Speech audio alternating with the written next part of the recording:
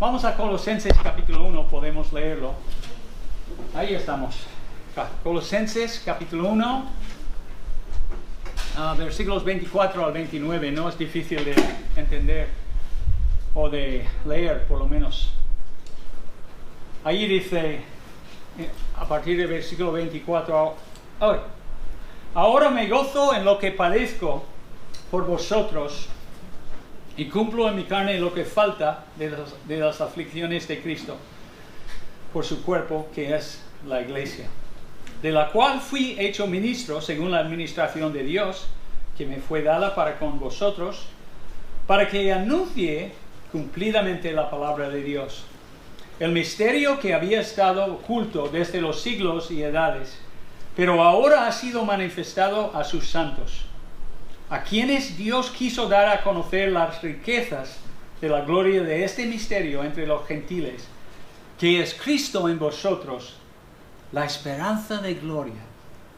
A quien anunciamos amonestando a todo hombre y enseñando a todo hombre en toda sabiduría, a fin de presentar perfecto en Cristo Jesús a todo hombre, para lo cual también trabajo, luchando según el poder o la potencia de Él, la cual actúa poderosamente en mí.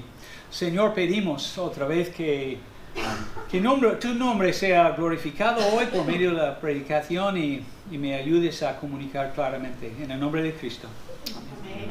Pues bien, sabes que... tienes que... ya.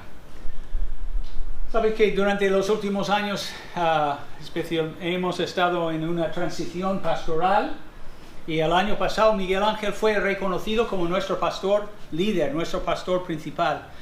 Y estamos muy agradecidos a Dios por lo que está sucediendo en cuanto al liderazgo de nuestra iglesia.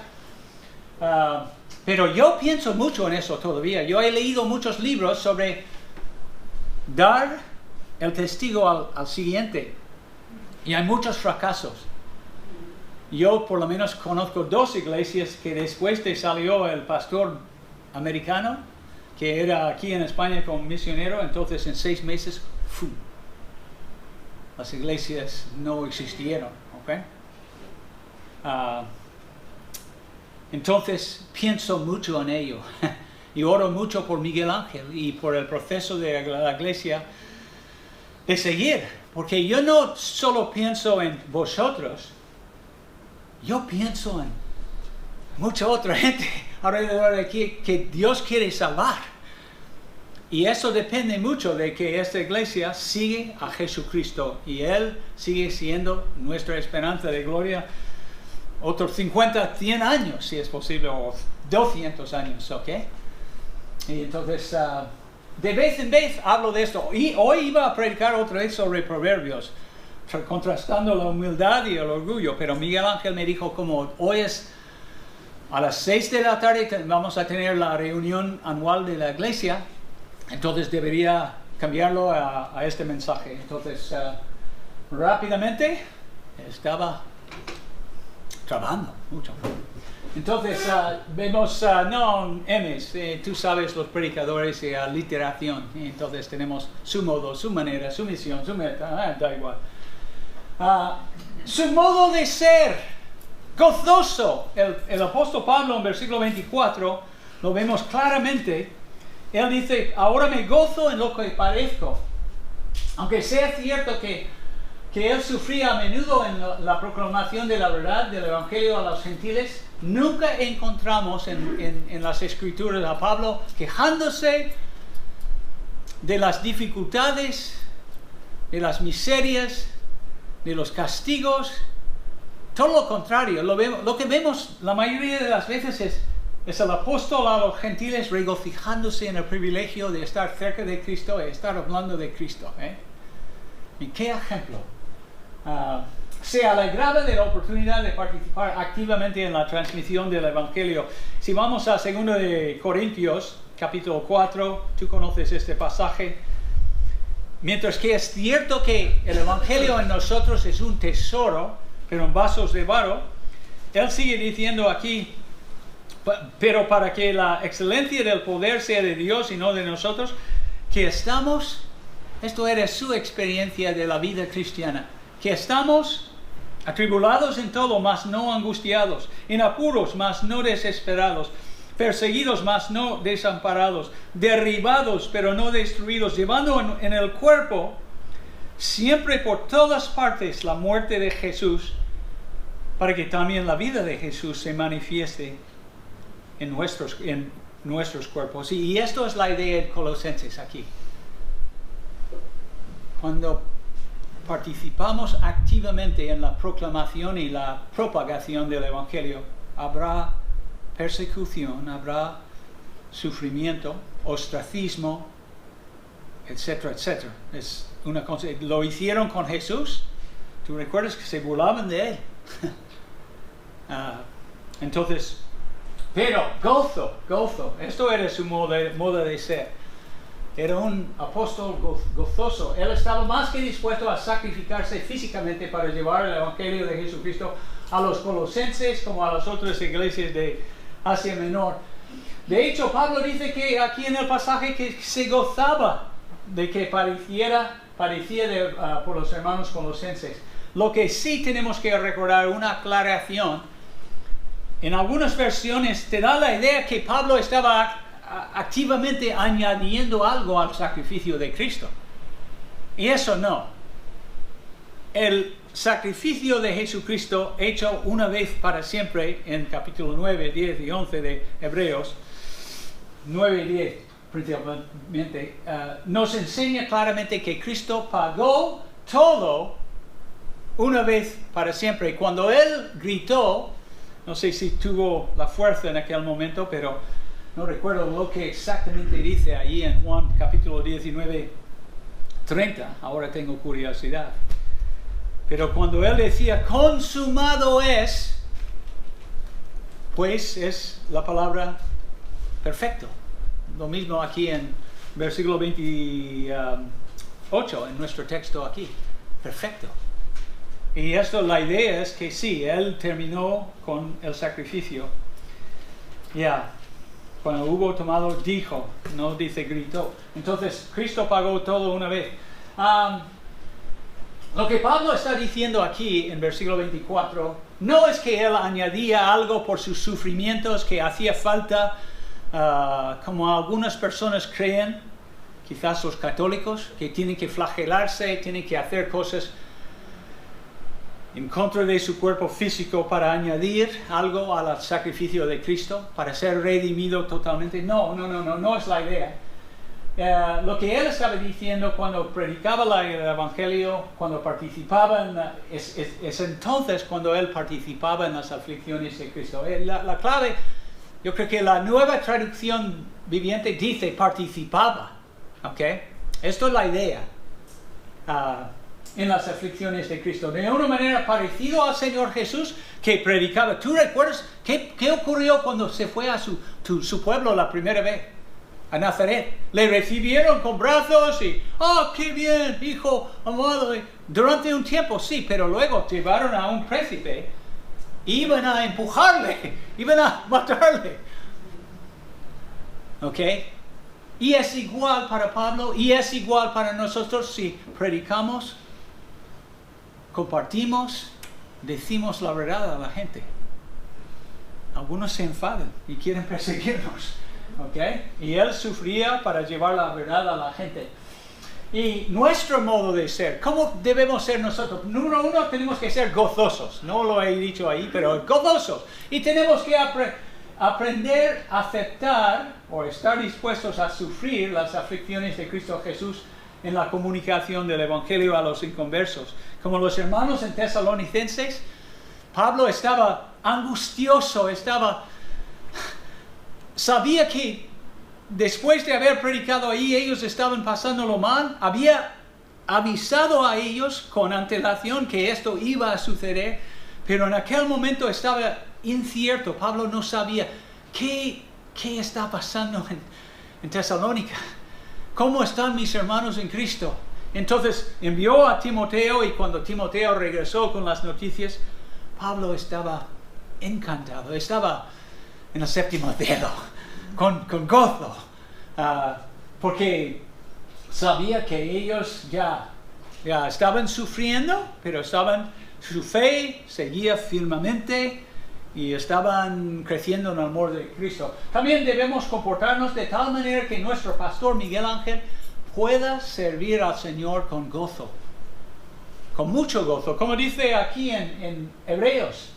Obedecer a vuestros pastores y sujetaos a ellos, porque ellos velan por vuestras almas, como quienes han de dar cuenta. Permitidles que lo hagan, o para que puedan hacer esto con alegría, con gozo, y no quejándose. ¡Wow! Esto es difícil aquí, con esta gente. No queremos esto, porque eso no sería provechoso para vosotros, dice el texto. Entonces queremos animar a nuestro pastor siendo creyentes gozosos para que él pueda servir al Señor gozosamente. Su misión, versículo 25a. ¿Qué era su misión? Dios llamó a Pablo a ser un siervo. Es diácono, ¿no? Como Esteban y Felipe y todos los demás. A servir a los gentiles. ¿De qué manera? De salir de su pueblo, de salir de su sitio. Y Pablo era de Tarso, entonces realmente ya regresó a Asia Menor, en un sentido. Y él se identificaba como el apóstol a los gentiles, y todos estos pasajes nos dicen eso. Y por eso le vemos en el libro de Hechos yendo a ciudades principales de Asia Menor, Antioquía de Pisidia, y luego Iconio y Derbe y Listra. Y quizás tú recuerdas lo que sucedió en Listra. Le apedrearon, ¿ok? Le dejaban allí fuera del pueblo, le llevaron su cuerpo y ¡pah!, como un perro. Y Dios le resucitó. Y luego en Filipos y Tesalónica y Corinto y todas estas ciudades principales, Pablo fue allí. Esto era su misión. Dios le había llamado a hacerlo, dejando su casa para alcanzar a otros, para que ellos pudieran disfrutar de la salvación de Cristo Jesús. Cada obrero cristiano tiene que saber su campo de misión. Por ejemplo, yo soy misionero, he dejado mi país para venir a España con el propósito expreso de vivir y proclamar el Evangelio de Jesucristo con el fin. Claro, no estoy aquí para jugar juegos, estoy aquí para ganar a hombres, por la gracia de Dios, a Cristo Jesús, para que se rindan a Él. Miguel Ángel ha sido llamado a pastorear esta iglesia.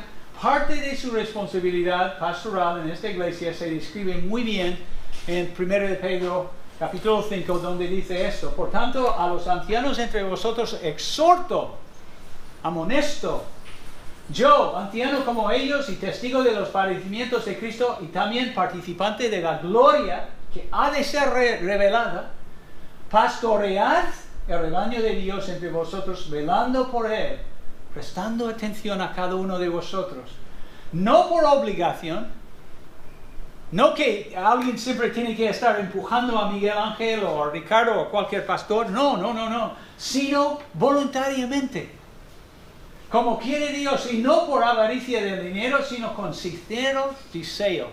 Y yo trabajo mucho con Miguel Ángel y yo sé que es así. Él ama mucho a España, su país. Él ama a los españoles y ama a vosotros. Y Él quiere cumplir estas palabras. Yo lo sé. Y debemos orar que siga siendo así. Tampoco como teniendo señoría sobre los que han sido confiados, sino demostrando ser ejemplos del rebaño. Yo sé que Él quiere ser más y más un ejemplo en fe, en conducta, en amor para toda la congregación. Y cuando aparezca el príncipe de los pastores, recibiréis, decía Pedro, la corona inmarcesible de gloria. Y eso es un gran privilegio, servir como pastor. Y Dios nos llama a todo el mundo a que lo hace. Su mensaje, versículo 25 al 27.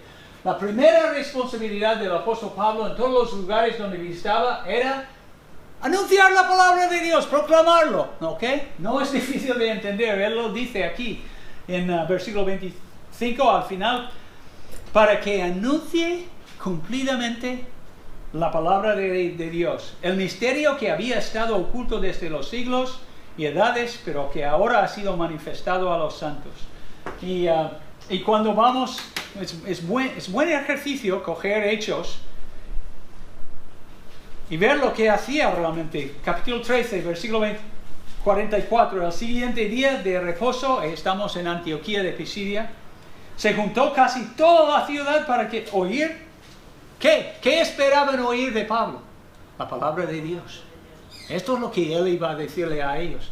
Él tenía el Antiguo Testamento y iba a compartirlo con ellos con amor y con emoción y con claridad, nitidez y todo esto. Capítulo 14, versículo 3. Por tanto, se detuvieron allí, ahora están en Iconio. Por tanto, se detuvieron allí mucho tiempo hablando con denuedo, confiados en el Señor, el cual daba testimonio ¿a qué? A la palabra de su gracia. Porque estaban otra vez predicando la palabra de la gracia de Dios. La palabra que nos explica que por gracia Jesús murió en la cruz por nuestros pecados. Gracia. Y capítulo 16, 32, cuando está en la casa, la cárcel, con el carcelero y su familia, después de su famoso arrepentimiento del carcelero, Pablo dice después, y le hablaron, versículo 32, la palabra del Señor a él y a todos los que estaban en su casa. Y sigue. Hay muchas citas en el libro de Hechos, pero lo importante de recordar es que el mensaje es la palabra de Dios y especialmente el Evangelio, ¿ok? Declarar y explicar la palabra de Dios para que todos los hombres pudieran entender la voluntad de Dios. Esto era su misión, su mensaje, digo. Que la voluntad de Dios en este caso se centra en ¿quién? Jesucristo. He venido a vuestra ciudad no para hablar de Moisés ni hablar de Elías. Quizás él hablaba de ellos, pero no, al grano, a Jesús, al Mesías, al que Dios ha ungido para rescatarnos de nuestros pecados. Jesucristo, en ellos la esperanza de gloria. En estos versículos, dos veces, versículo 26 y 27, tú ves el término misterio. Y algunas personas empiezan a pensar que es algo misterioso. No tiene nada que ver con un misterio, algo. Simplemente lo que él está hablando es, hasta este momento, en la historia del cristianismo, no había sido revelado todavía que los gentiles iban a ser incorporados en lo que se llama la eclesía, la iglesia. Y que ellos iban a formar parte de la iglesia, como dice en Efesios 3, ellos iban a no ser como ciudadanos de segundo rango, sino, como dice aquí en Efesios 3:6, que los gentiles son coherederos, comiembros del mismo cuerpo y copartícipes de la promesa en Cristo Jesús por medio del Evangelio. Esto es lo que predicaba Pablo, esto era su mensaje, que ahora vosotros no estáis, como dice en Efesios capítulo 2, no estáis alejados, no estáis sin Cristo, alejados de la ciudadanía de Israel, ajenos de los pactos de la promesa, sin esperanza y sin Dios. ¡No! Ahora vosotros los perros, gente como yo, podéis acercarse al trono de Dios y ser reconciliados con Dios, y todo esto por medio del Evangelio. Esto es nuestro mensaje. Pero también, especialmente de una manera diferente, Pablo dice aquí, el misterio entre los gentiles en versículo 27, que en Cristo, que es Cristo en vosotros, la esperanza de gloria. Algunos, a lo mejor hubieran esperado aquí que él hablase del Espíritu Santo que vive en nosotros. Es verdad, ¿no? Una vez que somos salvos, Dios pone dentro de nosotros como fianza, como las arras, de que Él va a consumar la transacción en el futuro. Él pone su Espíritu. Y la Biblia habla de eso. En capítulo 1 de Efesios, especialmente diciendo esto, en él también vosotros, habiendo oído de la palabra de verdad, del Evangelio de vuestra salvación, y habiendo creído en Él, fuisteis sellados con el Espíritu Santo de la promesa, que es las aras de nuestra herencia, hasta que la redención de la posesión sea adquirida para alabanza de su gloria. Entonces, aquí lo que yo creo que Pablo está pensando en el futuro, no está pensando en el presente, están pensando en el día cuando tú y yo vamos a estar totalmente perfectos, con un cuerpo glorificado. Ahora, como he dicho aquí, es verdad que... no, seguimos. Vamos a hablar de eso en un momento.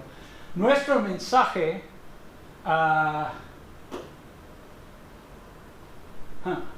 nuestro mensaje es el Evangelio de Jesucristo. Jesús debería ser el enfoque de cada conversación evangelística.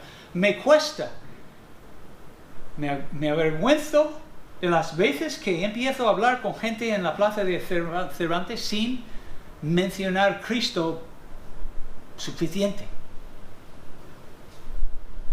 Yo soy cristiano, yo soy seguidor de Cristo.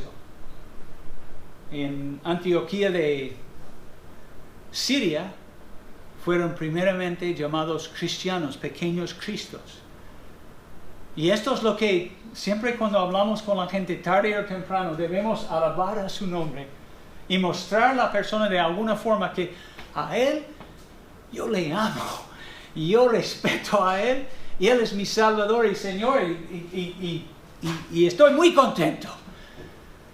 Con emoción diciendo estas cosas. Y debemos orar constantemente por nuestro pastor Miguel Ángel, que cada vez que él sube aquí a predicar a Jesucristo, predica a Cristo crucificado, resucitado y ascendido al cielo, glorificado.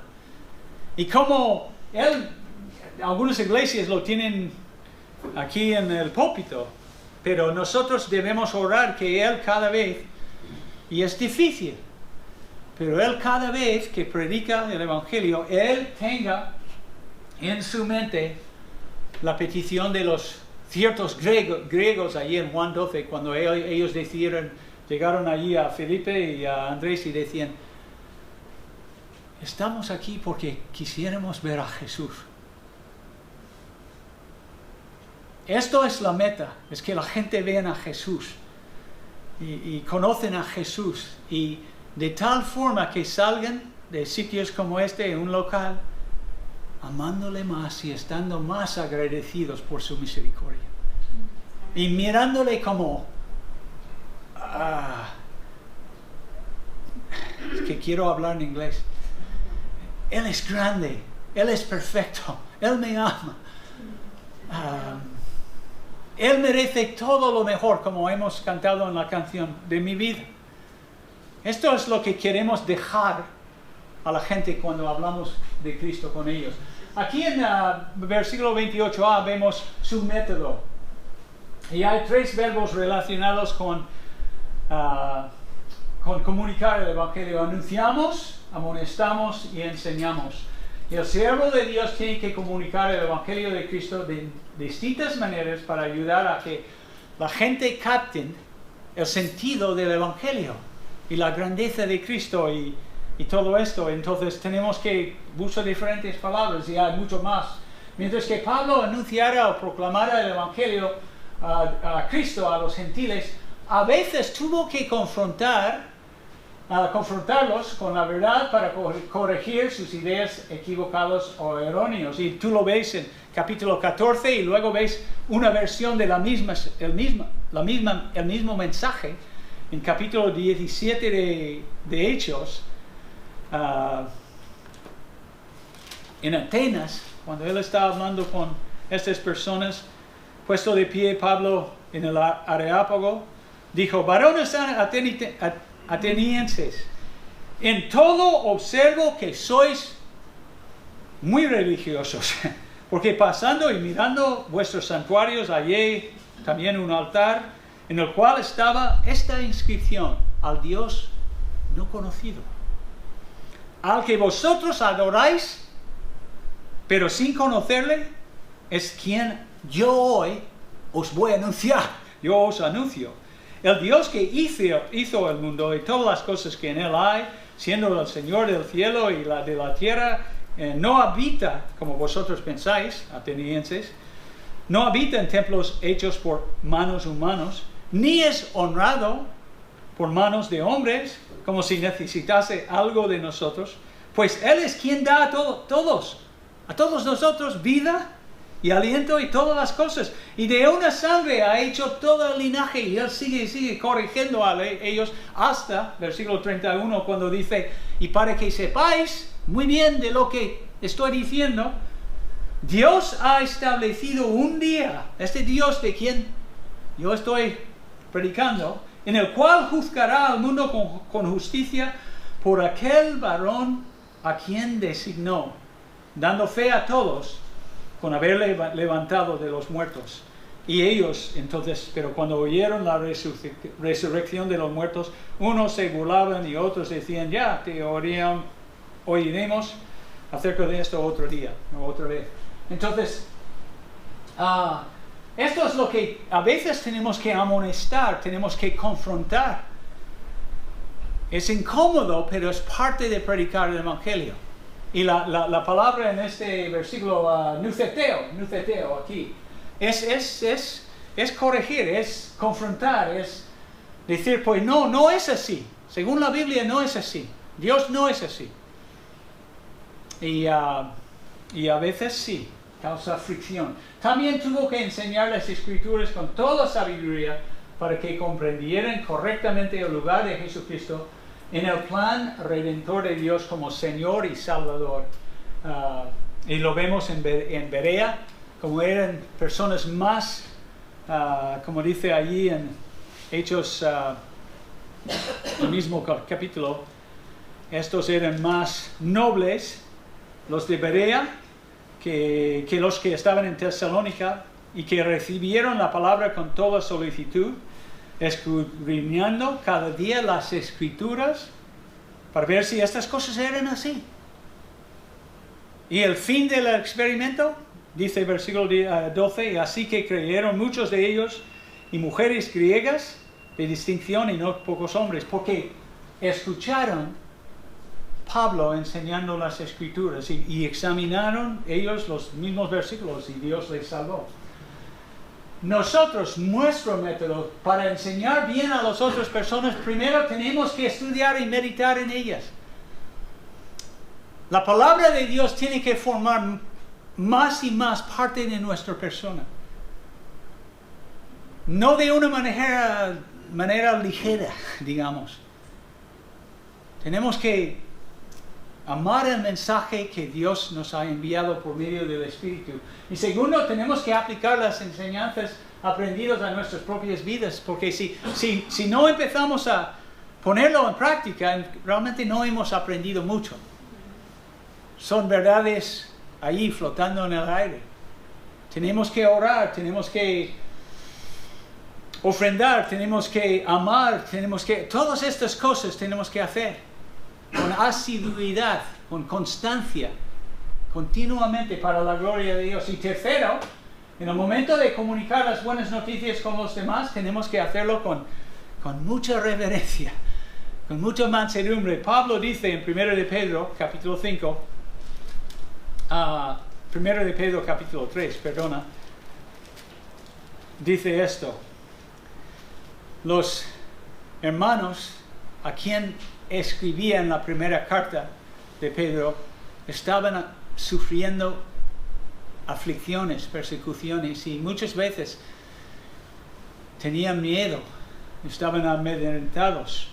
Y Pedro dice, esto es la solución: santificad a Dios como Señor en vuestros corazones y estad siempre preparados para presentar defensa con mansedumbre y reverencia ante todo el que os demande razón de la esperanza que hay en vosotros, teniendo buena conciencia. Hay mucha miga ahí, pero la idea es, al momento de compartir con otros, primero tenemos que tener Cristo apartado en nuestro corazón, como, ¿qué hago aquí yo? Yo amo a Cristo. Él es mi Señor, lo tengo apartado. Yo Lo que Él me manda decir es lo que voy a decir, con reverencia y mansedumbre, pero no voy a decir otra cosa. Y esto es como debemos ser nosotros. Pastor Miguel Ángel no es el único evangelista de nuestra iglesia. No es el único que Dios ha llamado a compartir el evangelio con los demás. No, de hecho, su principal tarea, como vosotros sabéis muy bien, es equipar a nosotros para que hagamos la obra del ministerio. Las actividades, los ministerios de la iglesia. Pedimos a Dios que Miguel Ángel sea un buen ejemplo de evangelista. Eso sí, que cada vez mejora. Y yo también. Pero Dios no está llamando a todos a proclamar a Jesús. Nos está llamando a todos a ser evangelistas, a ser personas que comparten el evangelio con los demás. Cada uno, según su personalidad, no tiene que hacerlo como otra persona, pero tienes que ser más firmes, más fuertes en eso. Y amonestar a veces y enseñar las escrituras a las personas. Esto es lo que debemos hacer. Su meta. ¿Qué era la meta de Pablo según Colosenses, versículo 28c?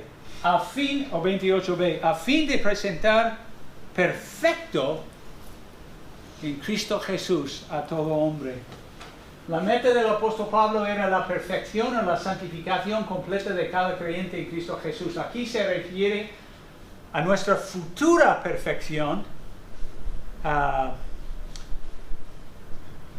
cuando estaremos al final en la presencia del Señor totalmente con cuerpos glorificados, que es lo que yo creo. Porque mientras que sea cierto que hemos sido justificados en Cristo Jesús, que es una palabra bastante importante, como dice allí en Romanos 5, ahora hemos sido justificados en Él. Y somos también en el Nuevo Testamento, todos nosotros estamos llamados santos. En realidad, la obra santificadora, no sé si es una palabra en español, del Espíritu Santo sigue en marcha durante toda nuestra estancia en la tierra. Posicionalmente, teológicamente, estamos en Cristo perfectos. Y Dios nos ve así. Cuando Dios mira a nosotros, mira la justicia de Cristo que es perfecto, como dice en 2 de Corintios 5:21. Pero prácticamente, experiencialmente, somos obras en progreso, ¿ok? Y vamos poco a poco, creciendo, y esto es la idea que él estaba pensando en el futuro. Cristo en vosotros, la esperanza de gloria, ¿no? Tu crecimiento, nuestra meta, cuando pensamos en eso, debería ser esto. Y quizás es lo más importante de todo esto. Para que una iglesia funcione bien, cada miembro, cada persona debería tener ganas de vivir para el Señor. Y como he escrito aquí, tu crecimiento, tu madurez espiritual en Cristo es un motivo poderoso para nuestro pastor Miguel Ángel. Cada creyente que crece espiritualmente anima a nuestro pastor a seguir con ganas, ¿ok? Sirviendo al Señor, predicando la palabra, amando a las ovejas. Y he puesto aquí algunas señales. Por ejemplo, la llenura del Espíritu. Cada vez que yo veo que tú eres más honesta, más amoroso, más paciente con los otros hermanos, más gozoso en el Señor. ¿Eso qué hace a los demás aquí en la iglesia? Pues estamos animados. Eso es cómo funciona. No es difícil de entender, pero tú y yo tenemos que tomar la decisión. Yo voy a crecer en Cristo este año. Yo voy a ser más como Cristo por la gracia de Dios. También, cuando yo veo actos de servicios humilde a favor de otros hermanos en la iglesia, alguien limpiando aquí, yo presto atención. A mí me gusta limpiar, y durante años yo limpié el local, pero yo ahora no hago mucho, no hago nada. Soy un vago. Pero digo, Yo aprecio mucho esto. Me anima. Ver cuál, porque hoy por la mañana cuando estaba lloviendo tanto, Yelitza cogió la fregona y estaba allí quitando la lluvia que toda la gente estaba trayendo dentro para que nadie se resbalara. ¿Ok? O yo veo esto, estoy muy animado. Porque una hermana está pensando en los demás de la iglesia. Y somos una familia, somos un cuerpo. Entonces, si tú prepares comida, yo sé que una hermana de la iglesia prepara comida y ayuda a otra familia. Alguien lleva a gente en su coche a una cita médica. Todo esto, cuando yo me entero de estas cosas, pues me anima a seguir. Venga, no seas vago y perezoso, Ricardo, trabaja, ¿ok? Y a lo mejor algún hermano, perdona. Y también, el otro día tenía el privilegio, había una hermana que hemos estado orando por ella durante años. Vino a casa, hizo una cita conmigo, vino a casa porque quería decir, pues, yo iba aquí, Ricardo, yo iba buscando todo malo y ahora voy a buscar a Cristo, voy a amarle, voy a hacerle número 1 en mi vida. ¿Cómo afecta al pastor ver a una persona que se arrepienta en la iglesia y empieza a buscar la voluntad de Dios? Pues esto era como yo estaba en el 7º cielo, estas pocas horas de este día. Todas estas cosas animarán al pastor Miguel Ángel a reforzarse y, como dice, y extenderse a lo delante, como dice Pablo en Filipenses 3, para la gloria de Dios voy a seguir en esta carrera y voy a hacerlo con todo lo que puedo. Tú y yo deberíamos dedicarnos a madurarnos más y más en el Señor Jesús, dejando atrás los deseos mundanos, y hay muchos, y todos tenemos, y esforzándonos en ser imitadores de Dios como hijos amados, como dice allí en Efesios. Y no hay, quizás esto es lo más importante, para que la iglesia siga adelante, que cada persona crezca. Y a veces yo voy a estar detrás empujando, con amor, o tirando, con amor. Pero eso es lo que Dios quiere, y esto va a ayudar a Miguel Ángel mucho en el ministerio aquí. Una vez que el apóstol Pablo, yo recuerdo esto porque ocurrió en mi vida, pero aquí dice, una vez el apóstol Pablo estaba muy preocupado de la fe de los hermanos en Tesalónica, y la persecución era mucho, y por eso temía que Pablo estaba al punto de dar, Pablo temía que ellos estaban al punto de dar marcha atrás y dejar la fe. Pero al final recibió de Timoteo el mensaje que no. Ellos siguen firmes en la fe, amando al Señor, amando al uno al otro. Y Pablo escribió eso. Porque ahora, sabiendo esto, sí que vivimos. Si vosotros estáis firmes en la fe. Yo recuerdo una vez en mi vida, estaba en el seminario y mi hermano Gregorio, mi hermano mayor, mi hermano mayor se casó con una mormona.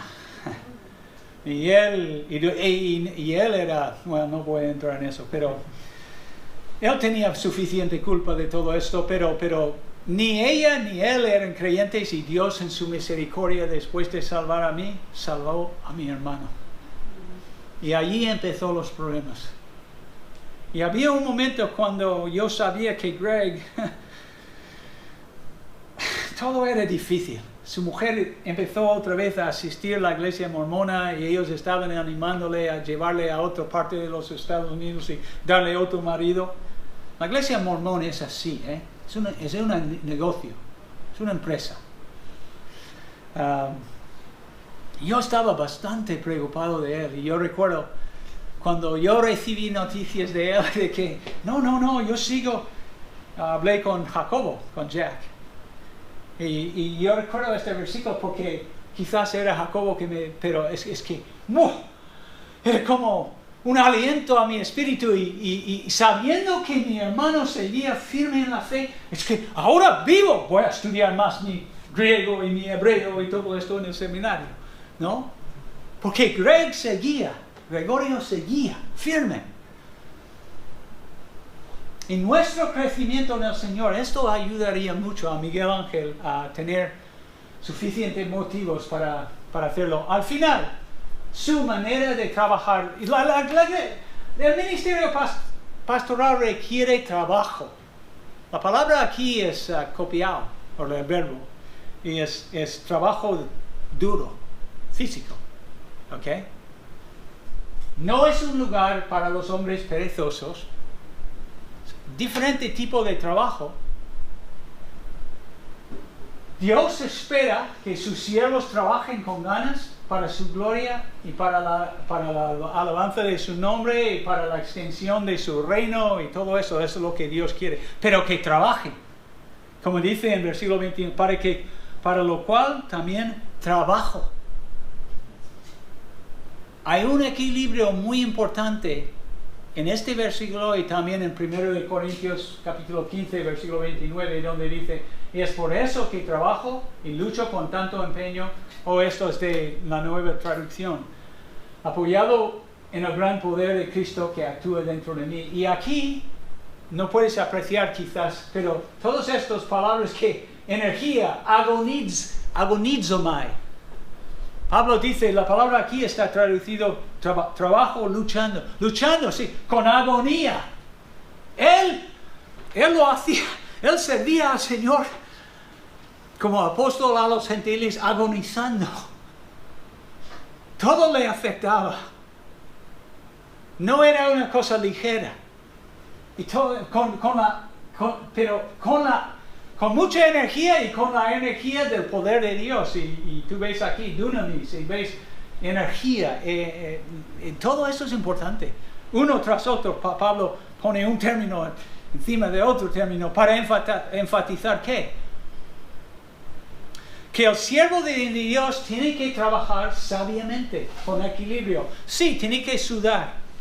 Mentalmente, físicamente y emocionalmente, pero también tiene que saber a la vez que es Dios que está obrando, es Dios que está llevando a todo esto, es Dios que está tocando los corazones de las personas.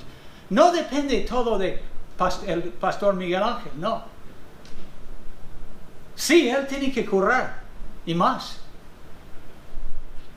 pero con la idea bien plantada en su cabeza, Dios está trabajando. Debo confiar en Él. No todo depende de mí. Entonces, encontramos este mismo equilibrio en 1 Corintios 15:10, cuando Pablo decía, pero por la gracia de Dios soy lo que soy, y su gracia conmigo no resultó vano. Antes bien, yo he trabajado mucho más que todos ellos, refiriéndose a sus colegas, sus compañeros. Aunque no yo, sino la gracia de Dios en mí. Y esto es como Miguel Ángel tiene que mirar el ministerio. Y eso, vamos a terminar allí. Hay otros diapositivos, pero no voy a seguir. Lo importante es que cada uno de nosotros participamos en la iglesia y entendemos que Dios nos ha dado un pastor y que Él está enseñándonos y animándonos, exhortándonos, y debemos crecer en el Señor, y cada uno es importante, cada persona, como dice en Efesios capítulo 4, versículo 16, como el cuerpo está bien concertado y unido entre sí por las coyunturas que se ayudan mutuamente, según la actividad propia de cada miembro, recibe su crecimiento para ir edificándose en amor. Esto es como funciona una iglesia local. Cada persona participa, hace algo. No tienes que ser el protagonista, pero todo esto al final causa que la iglesia crezca espiritualmente, numéricamente, y todo esto, porque queremos crecimiento para la gloria de Dios, para que Jesucristo está exaltado. Vamos orando así en los meses que vienen. Oremos ahora. Padre Celestial, te damos gracias por los ejemplos de personas como el apóstol Pablo y otros que conocemos en esta vida que trabajan duramente para la gloria de Dios, que predican el Evangelio, que comparten la palabra de Dios, que aman a Jesucristo, que están empeñados en comunicar a Cristo a los demás. Gracias, Señor, por cada uno de ellos. Y gracias, Señor, por mis hermanos. Ayúdales a crecer, ayúdales a ser unánimo en sus métodos, en su mensaje, en su manera de ser, en su trabajo, para la gloria de Dios en esta iglesia y para el ánimo de nuestro pastor Miguel Ángel. Queremos que este proceso de transición sigue y más abundante, Señor, y que para tu propia gloria las cosas vayan muy bien, para que otras personas también, Señor, pueden entender el Evangelio y pueden tener el gozo de tener una relación eterna con Dios por medio de la fe en Cristo Jesús. Y todo esto pedimos en el nombre de Cristo. Amén. Amén. Estáis despedidos.